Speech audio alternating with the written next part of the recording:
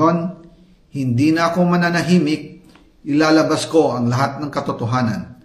May resibo, may ebidensya, at may pangalan. Nagsimula ito nung tumawag si Sekmina Pangandaman sa akin nung nag-umpisa ang BICAM process last year, 2024. Ang sabi niya, katatapos lang ng meeting nila ni Pangulo at may instructions na mag-insert o magpasok ng 100 billion worth of projects sa BICAM. At sinabi pa ni Sekmina, you can confirm with Yusek Adrian Bersamin dahil magkasama sila sa meeting ni Pangulong BBM noong araw na yon. Tinawagan ko po agad si Yusek Adrian Bersamin at tinanong ko kung may instruction nga ba ang Pangulo na magpasok ng 100 billion during their meeting. Ang sabi niya ay totoo nga po. Right after our conversation, tinawagan ko po si dating Speaker Martin Romualdez at nireport ko ang instructions ng Presidente to insert the 100 billion projects. At sinabi niya sa akin, what the President wants, he gets. After ng ilang araw, nag-set po ng meeting si Sekmina Pangandaman at Yusek Adrian Bersamin sa amin ni dating Speaker Martin Romualdez sa Aguado Building in front of Gate 4 ng Malacanang at nandun din po si Yusek Jojo Cadiz.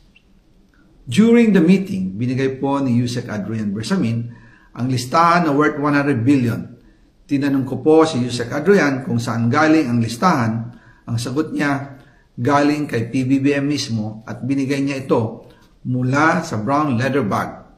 Nung sinabi po ni Yusek Adrian Bersamin yung brown leather bag, naalala ko noong nasa Singapore kami right after the elections of May 2022 sa Hilton Hotel, kami ni dating Speaker Martin and PBBM habang pauwi at pabalik ng Pilipinas, hinabol ng PSG ang brown leather bag at ang sabi ni PBBM, maiwan na lahat, wag lang ang brown leather bag.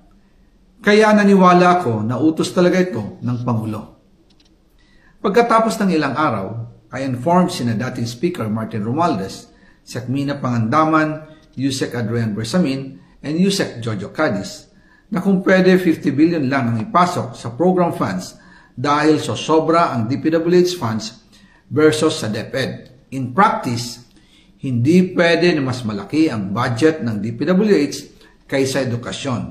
And yung balance na 50 billion, ilagay na lang sa program funds for the 2025 budget. Dahil Office of the President din ang nagre-release ng lahat ng unprogrammed funds. Pagkatapos ng isang araw, tinawagan ako ni Sekmina at sinabi ang mensahe ng Pangulo, ipasok ninyo yan dahil pinangako na sa akin ni Speaker Martin yan at hindi na pwedeng baguhin. Kumbaga, ang utos ng hari hindi pwedeng mabali. Again, I informed the Speaker and asked clearance about the instructions ng Pangulo.